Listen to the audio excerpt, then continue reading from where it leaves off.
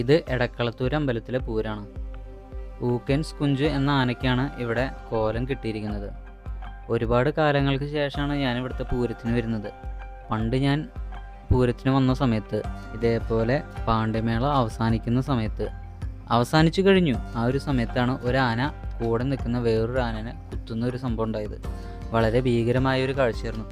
ഇപ്പോൾ നിൽക്കുന്ന ഈ ഒരു സ്ഥലം ഉണ്ടല്ലോ, ഇവിടെ നിന്നിട്ടാണ് ഞാൻ ആ കാഴ്ച കണ്ടത്. ഞാൻ നിൽക്കുന്നതിൻ്റെ തൊട്ട് പിന്നിൽ തന്നെ എലിഫൻറ്റ് സ്ക്വാഡിൻ്റെ വണ്ടി ഉണ്ടായിരുന്നു.